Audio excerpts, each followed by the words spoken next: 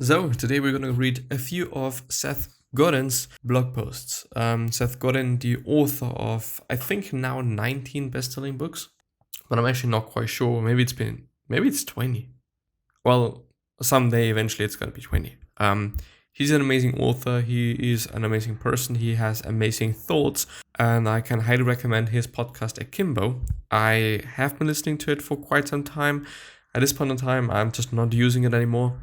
I've most often been listening to it while I was meditating, but at this point in time, I'm just not listening to anything when I'm meditating. So, I'm just gonna read, and we're gonna see what I'm getting out of that, or what we are getting out of that. But I do want to point out that it is going to be about entrepreneurship. It is going to be about marketing. It is going to be about life in general.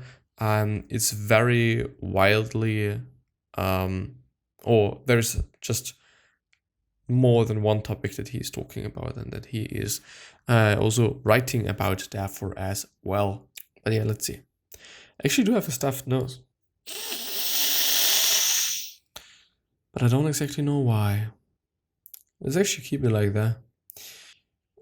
If it were easy, then everyone else would find it easy as well, which would make it awfully difficult to do important work. Work that stands out, work that people would go out for their way to find.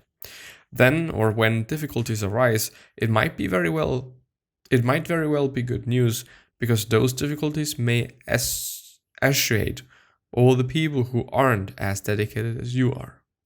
It pays to seek out the hard parts. Yeah, would say this as well. The fucking hard parts. Effort in the end still matters. Something that I've read very recently, I think Gary Vee talking about it, or writing about it, therefore. It still matters, yeah. And I then also think whether I could put more effort into what I'm doing, into what I'm talking about, into what I'm trying to achieve here, what I'm trying to do here. And what I'm trying to do here is, inspiring people and really trying to help someone, someone going through something, maybe through the words that I'm reading here. Maybe this is an answer to some of your questions. Could be the case. I just don't want to give you a promise because I can't. I'd like to. I really would like to. And then, I also want to spread positivity, which is something that I've quite realized yesterday as well. Me going through some even more tough times, because of, it's not reason, and I actually don't want to talk about it, but I think it is to some degree also due to the breakup that I had, and I kind of still am not able to get over it. No, I got over it definitely, but I still get reminded on things, and it's difficult. It really is. But even though it's been like half a year now, I think it's been in May or something. It's actually been half a year. That's amazing, actually. That actually is amazing. I still wish the best for her, I still really deeply from the bottom of my heart wish the best for her, just because I'm wishing this for everybody. I hope that, and this is something that's pretty interesting. If I focus on everybody being happy, excluding me, of course, I get happy as well. If I think about, some things, I don't know, then I'm getting happy because I want other people to be happy, because I want them to feel good. I want them to emerge and be at their best. Then I actually feel fucking amazing about myself if I have that mindset. On the other hand, if I'm having a mindset of, I'm so sad and I'm so whatever, this is fucked up shit, and I don't want to spread this negative bullshit anymore. The people that I'm texting with, the people that I'm talking to, I don't have to be that. I don't have to be that person, because I can choose to be somebody else. And this is some fucked up shit that I've realized yesterday. So also, I'm going to do this on the fucking podcast. This doesn't mean that I'm not going to talk about some serious bullshit. Doesn't entirely mean that. But I am not going to focus on it so much. I'm just going to let it pass by. The thing is, it takes time. It's been a 3-year relationship. and I'm expecting it to just be irrelevant in a few months. Does this make sense? Actually, not. No. Does it also make sense in just viewing it from another perspective? Yes, it really does. So it's fucking difficult. Really fucking is. But I'm gonna motherfucking go through that shit. And I'm gonna just take so much positive energy out of that. I hope, at least. And yeah, anyway, let's go ahead with the actual topic of today. Where is your if then? We all have them. If happens, then I'll do blah blah blah. If blah blah blah happens, then I'll do blah blah blah. If this emergency passes, then I'll take a break. If this customer closes, then I'll invest in my education. If we get this finished, then we'll focus on that. Too often the if then is nothing but a stall. As a result, we burn trust and worse, postpone a future we'd like to spend time living in. Take your if-thens seriously. The future always happens sooner than we expect. Yeah. Do I have an if-then? I think I actually don't have. Well, if I get the opportunity, I'm gonna go to Vienna and just be with my buddies. It would be fucking amazing. I would love to do that. The opportunity meaning there is no corona restrictions. Yeah. Period. The incoming. Standing at my desk this summer, it had just turned 10 a.m. and I realized that I'd already heard from an old friend, engaged with 3 team members on 2 continents, read 28 blogs across the spectrum, and found out about the weather and the news around the world. Half my life ago, in a similar morning spent in a similar office, not one of those things would have been true.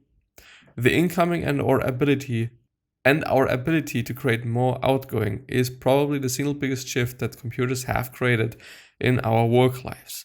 Sometimes we subscribe or go and fetch the information, and sometimes it comes to us, unbidden and unfiltered. But it's there and it's compounding. One option is to simply cope with the deluge, to be a victim of the fire hose. Another is to make the problem worse by adding more noise and spam to the open networks that we depend on.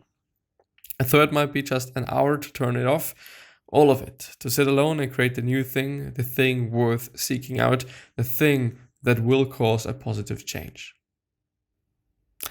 And I want to fucking do that. Maybe, and this might actually be the case, the thing that will cause a positive change. I want to create a positive change. And this is actually also one of the reasons why I've started a fucking podcast. To create something positive, to create something. Initially, there was also a thought about money, but it really, really, really fastly does this make sense? I don't actually know. It really, really quickly got out of my mind, because I've realized this is a lot of fucking work. It is gonna take me quite some time. I'm just 2 years in right now.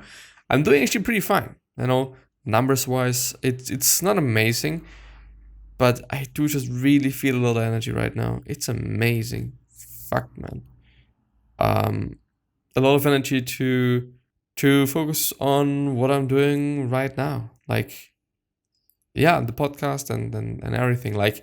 I could do so much better, I guess. And so I think I'm also going to do so. And I'm going to think about some new ideas and new concepts and new ways of doing things, I guess.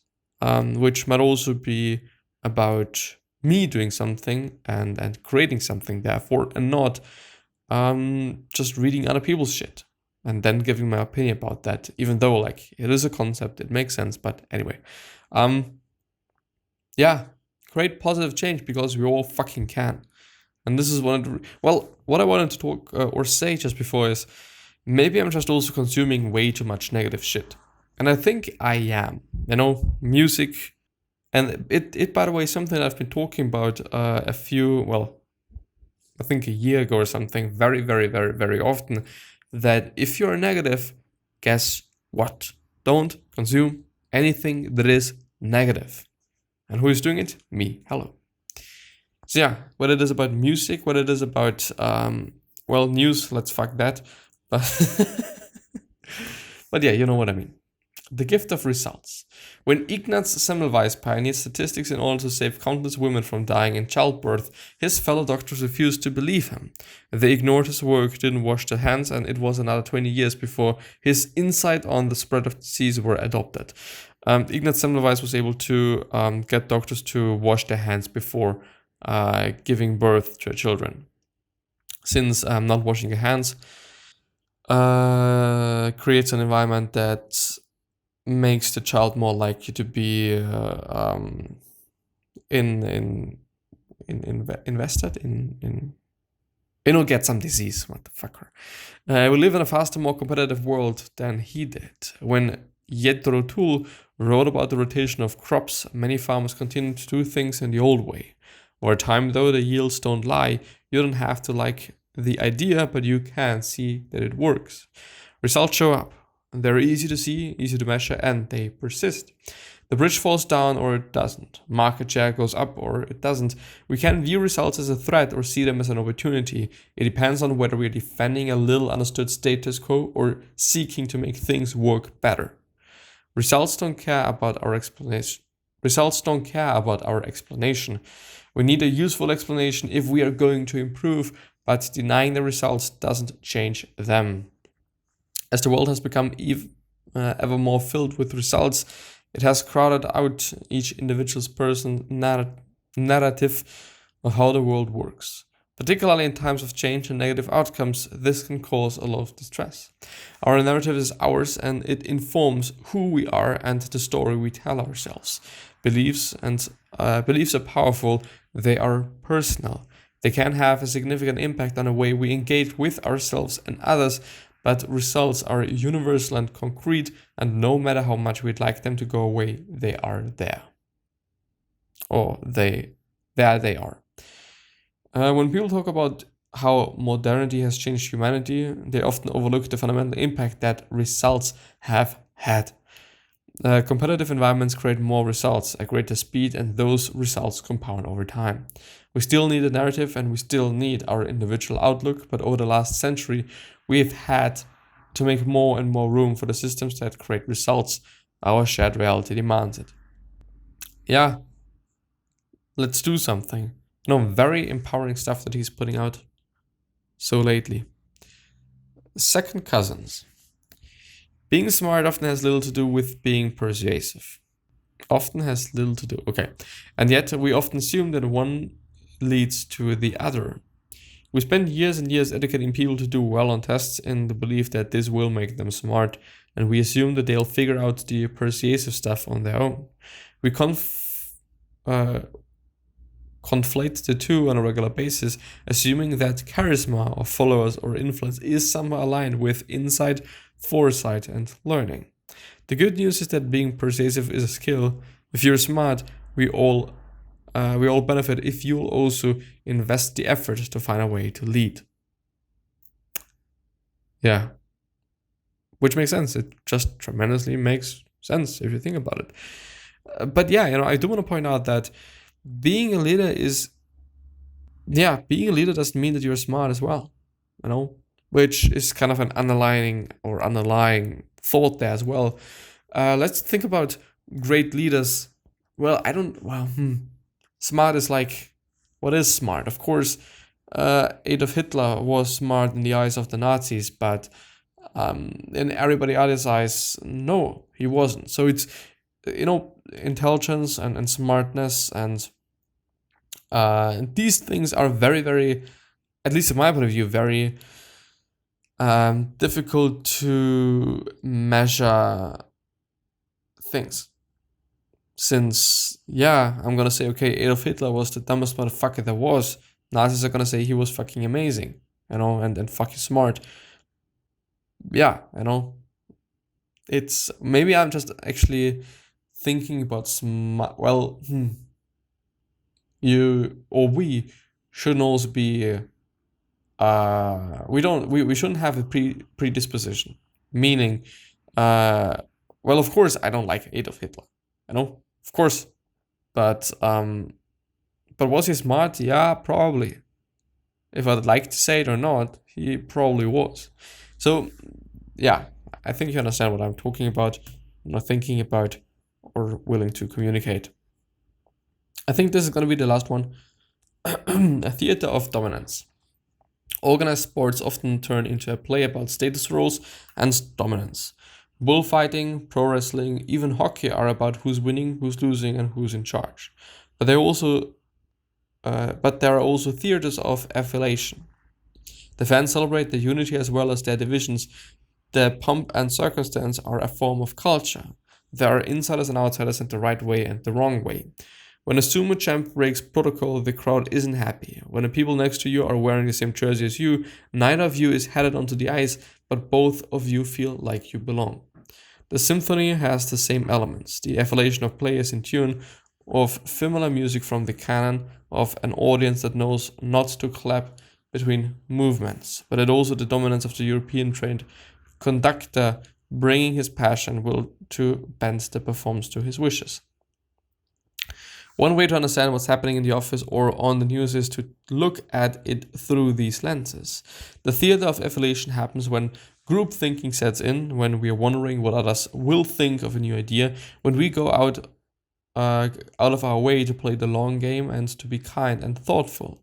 People like us do things like this. And this always starts with the theater of dominance, when we see someone shortcutting to gain market share or subjecting a coworker to abuse in a meeting. It leads to a reinforcement of caste and stereotypes, and yet it persists. I'm winning. Affiliation is the infinite game of culture building, sustainability, cooperation, and resilience. Dominance is an instinct as well, something we see in many successful species, and particularly when the game has been played is tweaked to reward dominators, it often returns. When you are in one mode, it's tempting to believe that everyone else is too, but depending on which pocket of culture you're in, which ticket you bought, what state your persona is in, it might be that you're not seeing what others are seeing. Getting in sync requires doing the emotional work of changing state long before we start using words and rational concepts. When in doubt, assume the people over there might be engaging in a different sort of theater than you are. And yeah, with that being said, I'm willing to end the episode. So I wish you the best health, wealth, happiness, and all success, and also hope that you're gonna remind yourself and you're gonna be remembered, which basically means your legacy, basically, which is being a nice person and then being remembered as a nice person, which is a pretty fucking cool thing as well. Three other questions that I might have here are: why are you here? What are you trying to change? And what is bothering you the most? These three questions. Hopefully going to show you your purpose and maybe even a business idea, which is again a pretty fucking cool thing. And yeah, I wish you the best. And remember that we all can say something, we all can communicate something that is indeed going to change somebody's life. You know, I totally believe that we all can do so. And yeah, that being said, hopefully we're going to see you next time. So bye bye.